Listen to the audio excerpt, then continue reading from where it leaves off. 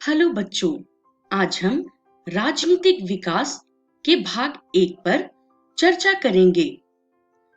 इस वीडियो में हम चर्चा करेंगे राजनीतिक विकास पर, गुप्त वंश पर और नालंदा विश्वविद्यालय पे। तो चलिए शुरुआत करते हैं हम राजनीतिक विकास पर।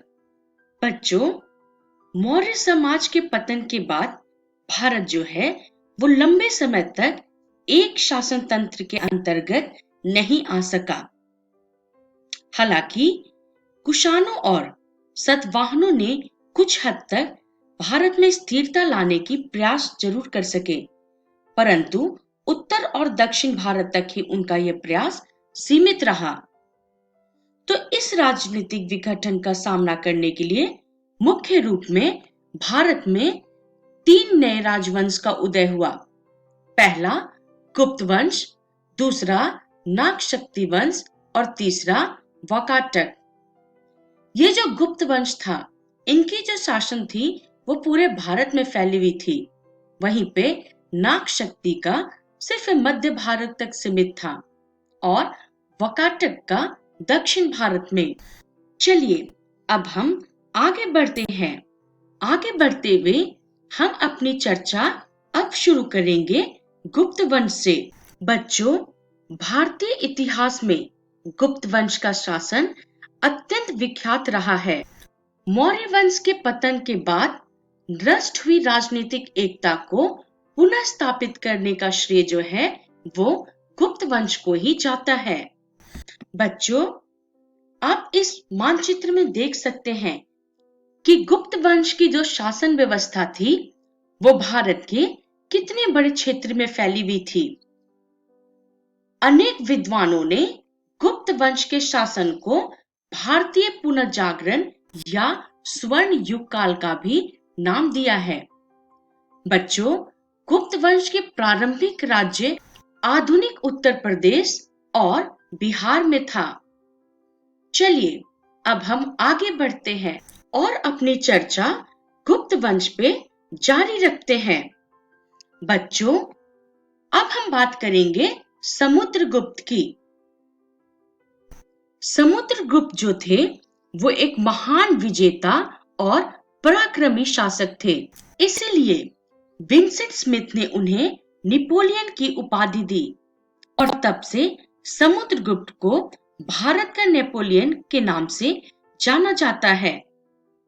बच्चों, समुद्रगुप्त ने गुप्त राज्य की शक्ति एवं प्रतिष्ठा में वृद्धि कर इसे एक साम्राज्य के रूप में स्थापित किया और उनके इन सभी कार्यकलाप का पूर्ण विवरण जो है वो हरिसेन द्वारा रचित प्रयाग प्रशिस्त में मिलता है। प्रयाग प्रशिस्त में समुद्रगुप्त को एक महान योद्धा, विद्वान और एक कवि के रूप में उसकी प्रशंसा की गई है।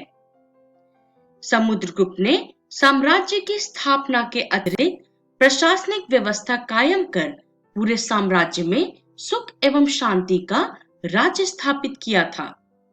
चलिए अब हम आगे बढ़ते हैं। आगे बढ़ते हुए हम अपनी चर्चा गुप्त वंश पे जारी रखते हैं। अब हम चर्चा करेंगे चंद्रगुप्त द्वितीय पे। बच्चों, समुद्रगुप्त के बाद गुप्त वंश का सबसे श्रेष्ठतम शासक चंद्रगुप्त द्वितीय को ही माना जाता है। शासक बनने के बाद उन्होंने विक्रमादित्य की उपाधि हासिल की। बच्चों, अपने साम्राज्य का जो विस्तार है वो सैन्य अभियान व वैवाहिक संबंध बनाकर वो किया करते थे। वो एक वीर योद्धा, साम्राज्य निर्माता, कुशल प्रशासक एवं निपुण कूटनीतिज्ञ के रूप में प्रसिद्ध हुए। बच्चों, चलिए अब हम बताते हैं कि जो महाकवि कालिदास का आपने नाम सुना है वो चंद्रगुप्त द्वितीय के ही दरबारी कवि थे। चलिए अब हम आगे बढ़ते हैं और अपनी चर्चा गुप्त वंश पे जारी रखते हैं। अब हम बात करेंगे गुप्त वंश के प्रशासनिक व्यवस्था की। बच्चों, गुप्त काल में राजा जो है वो शासन का प्रधान होता था और जिसे महाराजाधिराज भी कहा जाता था। राजा की सहायता के लिए इस समय जो है एक मंत्री परिषद होती थी। राजकाज में राजकुमार भी उनकी सहायता करते थे। बच्चों, इस समय मंत्रियों को जो वेतन है वो नगद दिया जाता था और राज्य की जो शासन व्यवस्था है वो कई स्तरों पे संचालित होती थी।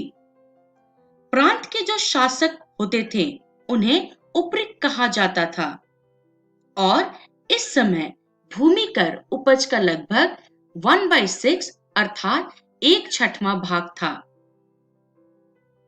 चलिए अब हम आगे बढ़ेंगे। आगे बढ़ते हुए हम अपनी चर्चा गुप्त वंश पे जारी रखेंगे। तो बच्चों, अब हम बात करते हैं गुप्त वंश में प्रसिद्ध नालंदा विश्वविद्यालय पे।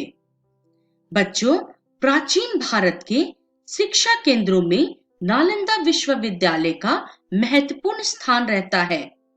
नालंदा विश्वविद्यालय जो है वो दक्षिण बिहार में राजगृह, जिसको वर्तमान में राजगीर भी कहा जाता है, वहां स्थित है। इसकी जो स्थापना है वो गुप्त शासक कुमार गुप्त ने की थी। बच्चों, ये विश्वविद्यालय इतना प्रसिद्ध है कि इसे अंतरराष्ट्रीय ख्याति प्राप्त विश्वविद्यालयों में गिना जाता है। यहाँ पे विभिन्न देशों से विद्यार्थी जैसे कि भारत, जावा, चीन, तिब्बत, लंका एवं कोरिया से विद्या ग्रहण करने आते थे।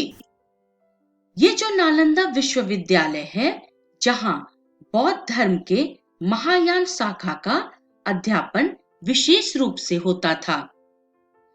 बच्चों, यहाँ पे जो शिक्षा है वो पाली भाषा में दी जाती थी। चीनी यात्री हवेंगसांग ने भी यहाँ पे शिक्षा प्राप्त की, अर्थात वो यहाँ के विद्यार्थी रह चुके हैं। तो चलिए बच्चों, अब हम आगे बढ़ते हैं। आगे बढ़ते हुए अब हम चर्चा करेंगे कि इस वीडियो में हमने क्या सीखा। तो बच्चों, इस वीडियो में हमने चर्चा की राजनीतिक विकास पर। उसके अलावा हमने चर्चा की गुप्त वंश पे और नालंदा विश्वविद्यालय पे, और इसका रेफरेंस है भारत का इतिहास कक्षा 6 की पाठ्य पुस्तक। बच्चों, अगली वीडियो में हम चर्चा करेंगे गुप्त वंश के बाद के शासकों पे, दक्षिण भारत, पल्लव व चालुक्य साम्राज्य पे और ग्राम्य जीवन पे। तब तक के लिए धन्यवाद।